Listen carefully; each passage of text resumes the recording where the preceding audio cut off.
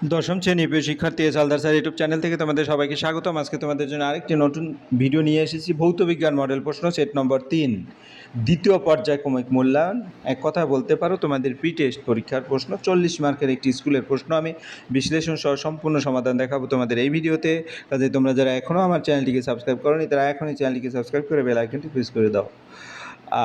ভৌতবিজ্ঞান সাবজেক্টটি যেরকম অনেকের কাছে কঠিন মনে হয়, কিন্তু এই সাবজেক্টটি আবার সিস্টেমে পড়লে এই সাবজেক্টেই সবচেয়ে বেশি ভালো মার্ক তোলা যায়। কাজে তোমরা সিস্টেমে যদি পড়ো এবং পড়ার সময় খুঁটিনাটি সমস্ত কিছু বুঝো, সূত্রগুলি জানা থাকে, তাইলেই কেবল কিন্তু তোমাদের পূর্ণাঙ্গ মার্ক তোলা যাবে। তো এখানে চাকদা রামলাল একাডেমি যে স্কুলটা, সেটা থেকে নেওয়া হয়েছে ফিজিক্স, সায়েন্স, ভৌতবিজ্ঞান group A, group B, group C, group D এরকম করে। মানে গ্রুপ এতে এমসিকিউ আছে 60টি এমসিকিউ প্রশ্নের উত্তর দিতে হবে। গ্রুপ বিতে 9টি 1 নম্বরের প্রশ্ন উত্তর দিতে হবে। তারপরে গিয়ে হলো তোমার গ্রুপ সিতে তোমার গিয়ে হলো 3টি 2 মার্কের প্রশ্ন আছে। এভাবে করে তোমার সামগ্রিক অ্যান্সারগুলি তোমরা দেখে নিবে। যাই হোক, এখন সরাসরি আমি প্রশ্নটির উত্তর বিশ্লেষণ করব এক এক করে। তাহলে প্রথমে ভুল যে প্রশ্নটি আছে সেটা আমরা যদি একটু দেখি, তাহলে তোমরা দেখতে পাবে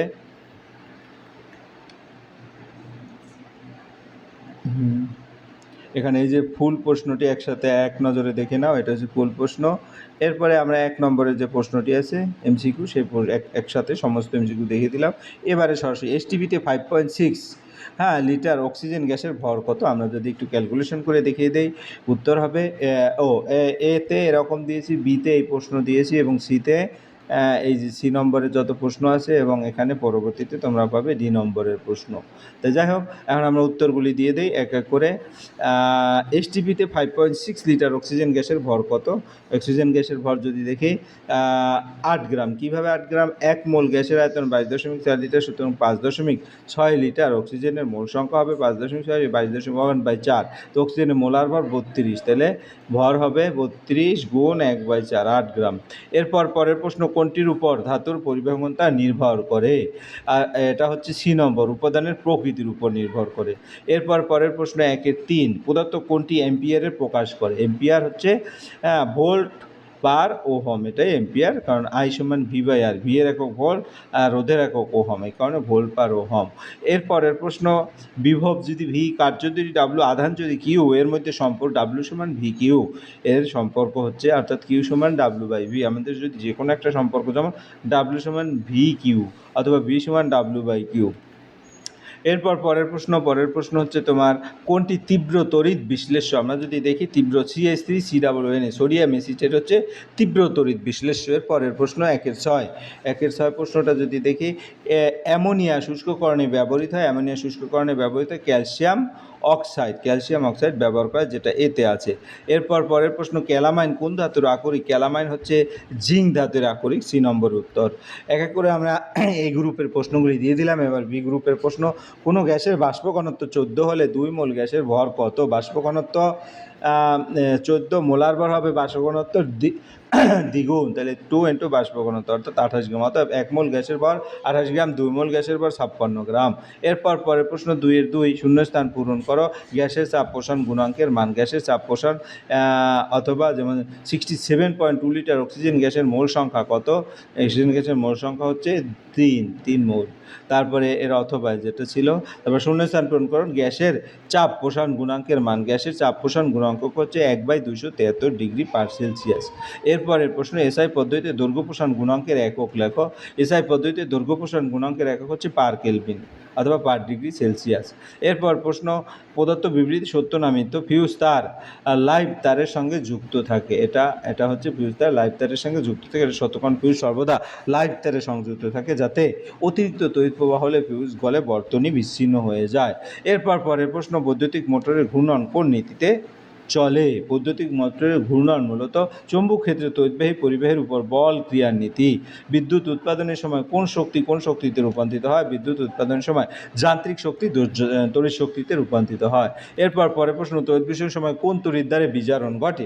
ক্যাথোডে বিজারণ ঘটে। ক্যাথোডে ধনাত্মক আয়ন ইলেকট্রন গ্রহণ করে বিজারিত হয়। তড়িৎ বিশ্লেষণে কোন শক্তিতে রূপান্তরিত হয়? তড়িৎ বিশ্লেষণে তড়িৎ শক্তি রাসায়নিক শক্তিতে রূপান্তরিত হয়।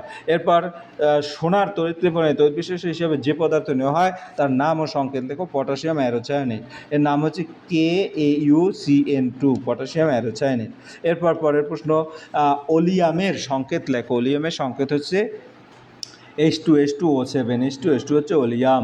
এরপর পরের কাঁসার উপাদান কি? কাঁসার উপাদান হচ্ছে ব্রোঞ্জ এবং তামা এবং টিন, এর সংকর ধাতু হচ্ছে তামা ও টিন।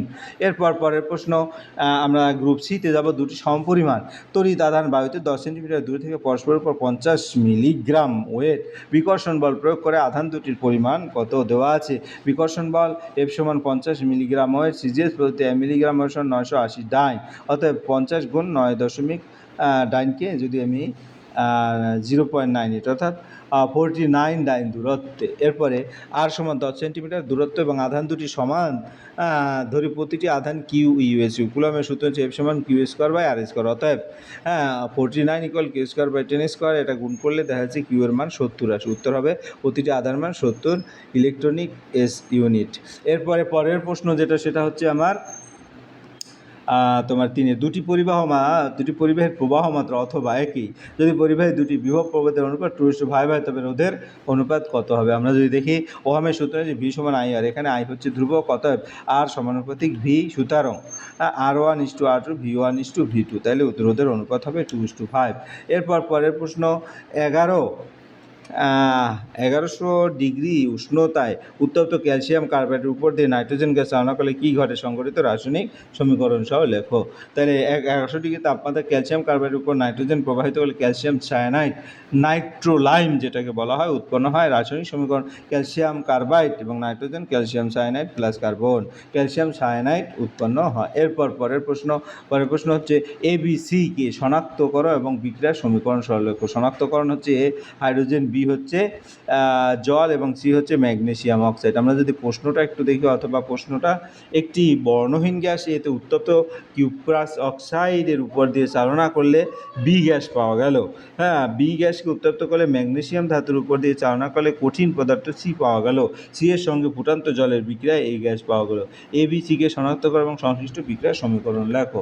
তাহলে এ হচ্ছে হাইড্রোজেন, বি হচ্ছে জল এবং সি হচ্ছে ম্যাগনেসিয়াম অক্সাইড। বিক্রিয়া কপার অক্সাইডের সাথে হাইড্রোজেন বিক্রিয়া করলে কপার প্লাস জল, এবং ম্যাগনেসিয়াম জলের সাথে বিক্রিয়া করলে ম্যাগনেসিয়াম অক্সাইড হাইড্রোজেন। প্রশ্নের ধারাবাহিকতা অনুযায়ী বি থেকে অক্সিজেন উৎস নিয়ে ম্যাগনেসিয়াম অক্সাইড গঠিত হয়। এরপরে তোমার 3 নম্বর, ম্যাগনেসিয়াম অক্সাইড জলের সাথে বিক্রিয়া করে ম্যাগনেসিয়াম হাইড্রোক্সাইড ফুটান্ত জলের সঙ্গে ম্যাগনেসিয়াম বিক্রিয়া পুনরায় হাইড্রোজেন উৎপন্ন করে। তাহলে উত্তর হবে এ হাইড্রোজেন, বি জল এবং সি ম্যাগনেসিয়াম অক্সাইড। এরপর পরের প্রশ্ন, থার্মিট মিশ্রণ কি? থার্মিট পদ্ধতিতে লোহা নিষ্কাশনের বিক্রিয়াটি লেখো। তো থার্মিট মিশ্রণ অ্যালুমিনিয়াম গুঁড়ো এবং ফেরিক অক্সাইড মিশ্রণকে থার্মিট মিশ্রণ বলে। থার্মিট বিক্রিয়া হচ্ছে ফেরিক অক্সাইড, অ্যালুমিনিয়াম অক্সাইড এবং আয়রন এবং তাপ।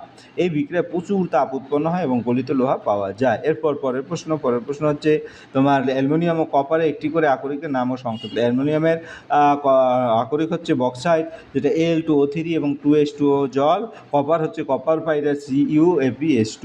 তাহলে অ্যালুমিনিয়াম আকরিক বক্সাইড এবং কপারে আকরিক কপার পাইরাইট। এরপর পরের প্রশ্ন হচ্ছে গ্রুপ ডি, যেটা অ্যান্সার উইথ ডিটেল দেখানো হচ্ছে। এখানে 50 গ্রাম ক্যালসিয়াম কার্বনেটকে উত্তপ্ত করলে কী পরিমাণ কার্বন ডাইঅক্সাইড পাওয়া যায় এসটিপিতে? ওই পরিমাণ কার্বন ডাইঅক্সাইডের আয়তন কত? রাসায়নিক সমীকরণ যদি দেখি, ক্যালসিয়াম কার্বনেটকে ভাঙলে ক্যালসিয়াম অক্সাইড ও কার্বন ডাইঅক্সাইড, এবং ক্যালসিয়াম কার্বনের মোলার ভর ক্যালসিয়ামের 40, কার্বনের 12, অক্সিজেনের 16 গুণ 3 48, অর্থাৎ 100 গ্রাম। তাহলে 100 গ্রাম calcium carbonate 44 gram carbon dioxide, সুতরাং 50 গ্রাম ক্যালসিয়াম কার্বনেট হবে 44 ইন্টু 50 ডিভাইডেড 100, কাটাকাটি করলে 22 গ্রাম। তাহলে এখন 44 gram carbon dioxide 22.4 litre, 22 gram carbon ডাইঅক্সাইডে 0.5 কত হবে? এটা কাটাকাটি করলে 11.2 লিটার। এরপর পরের প্রশ্ন যদি যাই দেখি এখানে, অথবা প্রশ্নটা একটু দেখে আসি। প্রশ্নটা হচ্ছে তোমার হলো, এটা হয়ে গেল। জার্মান সিলভারের রৈখিক প্রসারণ গুণাঙ্ক 18 × 10⁻⁶ বলতে কী বোঝায়? দেখাও যে তাপীয় রোধ তড়িৎ রোধের সমতুল্য।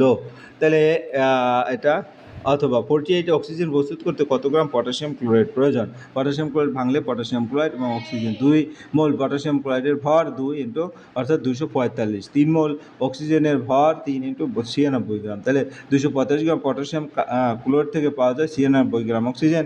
সুতরাং এক্স গ্রাম আমাদের যেটা এখানে পটাশিয়াম ক্লোরাইড কত গ্রাম পটাশিয়াম ক্লোরাইড, তাহলে এটা 48, এক্স সমান 240 ইন্টু 48 ডিভাইডেড 96 অর্থাৎ 122.5 গ্রাম। পরের প্রশ্ন হচ্ছে জার্মান সিলভার 2।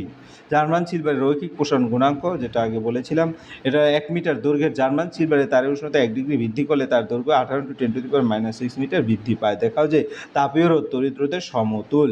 তাপীয় পরিবহনের সূত্র H সমান KA theta 1 - theta 2 T divided L, অথবা H/T theta 1 - theta 2 by L by KA। এখানে RTH হচ্ছে 1L/KA, যাকে তাপীয় রোধ বলা হয়। তড়িৎ প্রবাহের সূত্র, হ্যাঁ, I সমান V/R। সুতরাং তাপ প্রবাহ হচ্ছে তাপমাত্রার পার্থক্য ডিভাইড তাপের রোধ, এবং তড়িৎ প্রবাহ হচ্ছে বিভব পার্থক্য ডিভাইড তড়িৎ রোধ। অতএব তাপীয় রোধ এবং তড়িৎ রোধ সমতুল্য। পরের প্রশ্ন হচ্ছে 4-3 যদি আমরা দেখি 440 ওহাম রোধের বাতিকে 220 ভোল্ট লাইনে 10 ঘন্টার জন্য যুক্ত করা হলো। ব্যয়িত তড়িৎ শক্তির পরিমাণ, এখানে P সমান V²/R BOT টেরিওটে। তাই P সমান আগে পাওয়ারটা বের করে নেই, তাহলে দেখা যাচ্ছে 220² 440 ওয়াট অর্থাৎ 0.01 কিলোওয়াট। একসাথে কিলোওয়াটে নিলাম ব্যয়িত শক্তি। E সমান PT 0.11 × 10 অর্থাৎ 1.1 কিলোওয়াট। তাহলে এই বোর্ড অফ ট্রেড ইউনিট হচ্ছে 1.1 কিলোওয়াট। একটি অনাহিত নিরোধক বস্তুকে ধনাত্মক আধানে আহিত করা হলে তারপর বাড়বে না কমবে? তারপর কিছুটা হলেও কমবে, ফলে বস্তুর ভর সামান্য কমে যায়। পরের প্রশ্ন হচ্ছে তোমার বৈদ্যুতিক মোটরে ব্যবহৃত পরিবাহী বিক্ষেপের অভিমুখ নির্ণয়ের সূত্র। ফ্লেমিংয়ের বামহস্ত নিয়ম সূত্র, যেটা ফ্লেমিং লেফট হ্যান্ড রুল। অহমীয় পরিবাহের VI লেখো, যেটা অহমীয় পরিবাহের VI সরলরেখা নয়, বক্ররেখা হয়। হ্যাঁ, তাহলে এরকম। এরপরে আমরা চলে যাবো পরের প্রশ্ন হচ্ছে কি বৈদ্যুতিক মোটরে তড়িৎ কোষে অভ্যন্তরীণ রোধ কি? কোষের ভিতরে তড়িৎ বিশ্লেষ্য দ্বারা তড়িৎ প্রবাহের বিরুদ্ধে যে রোধ সৃষ্টি করে 4 তাকে কোষের অভ্যন্তরীণ রোধ বলে। কোন অবস্থায় EMF প্রান্তীয় বিভবের অপেক্ষা ক্ষুদ্রতর হতে পারে? সাধারণত E সমান V + IR, that means E > V, কিন্তু কোষকে যদি বাহ্যিক উৎস দ্বারা চার্জ করা হয় তখন V > E হতে পারে। অর্থাৎ চার্জিং অবস্থায় তড়িৎচালক বল প্রান্তীয় বিভবের তুলনায় ক্ষুদ্রতর হয়। পরের প্রশ্ন হচ্ছে 4-5 কপার এবং কপার সালফেট দ্রবণে তড়িৎ পরিবাহিতার দুটি পার্থক্য। মুক্ত কপার যেমন মুক্ত ইলেকট্রন দ্বারা তড়িৎ পরিবহন হয়, আয়নের দ্বারা তড়িৎ পরিবহন হয় কপার সালফেট দ্রবণে। রাসায়নিক পরিবর্তন হয় না, আর রাসায়নিক পরিবর্তন ঘটে। অ্যানোডে সংকলিত কপার 2+ দুটো ইলেকট্রন ত্যাগ করলো, এটাই অ্যানোডে বিক্রিয়া। পরের প্রশ্ন হচ্ছে কি অথবা পারদ এবং অম্লায়িত জলের মধ্যে কোনটি তড়িৎ বিশ্লেষ্য? অম্লায়িত জল তড়িৎ বিশ্লেষ্য, কারণ এটি আয়নের বিয়োজিত হয়ে তড়িৎ পরিবহন করে, এবং পারদ ধাতু এটি তড়িৎ বিশ্লেষ্য নয়। ধাতুর তড়িৎ বিশ্লেষ্য বল 1 কুলম্ব তড়িৎ প্রবাহে যে পরিমাণ ধাতু তড়িৎ দ্বারা জমা হয় তাকে ধাতুর তড়িৎ বিশ্লেষণ বল বলে। আমরা যদি অথবা প্রশ্নটা এখানে দেখি পারদ অম্লায়িত, এই প্রশ্নটা নিয়ে আলোচনা হচ্ছে। এবার 4-6, তাহলে গাঢ় সালফারিক অ্যাসিড একটি জারক। হাইড্রোজেন সালফেটকে গাঢ় সালফারিক অ্যাসিড শুষ্ক করা হয় কেন? গাঢ় সালফারিক অ্যাসিড জারক পদার্থ, এটি হাইড্রোজেন সালফারের সঙ্গে বিক্রিয়া করে তাকে জারিত করে। যেমন হাইড্রোজেন সালফাইড সালফুরিক অ্যাসিড বিক্রিয়া করে সালফার ডাইঅক্সাইড, সালফার এবং জল। তাই হাইড্রোজেন সালফারকে গাঢ় সালফারিক অ্যাসিড দ্বারা শুষ্ক করা যায় না। লাইকার অ্যামোনিয়া কাকে বলে? অ্যামোনিয়া গ্যাসের ঘন জলীয় দ্রবণকে লাইকার অ্যামোনিয়া বলে। এই ছিল তোমার এই প্রশ্নের সামগ্রিক বিশ্লেষণ। আশা করি ভিডিওটি যদি মনোযোগ সহকারে দেখো তাহলে কিন্তু ফুল প্রশ্নের উত্তরে কিন্তু ক্লিয়ার বুঝতে পারবে। পরিশেষে বলবো ভিডিওটি দেখার জন্য অসংখ্য ধন্যবাদ। ভিডিও ভালো লাগলে লাইক, কমেন্ট, শেয়ার করতে ভুলবে না। আজ এই পর্যন্তই, ধন্যবাদ সবাইকে।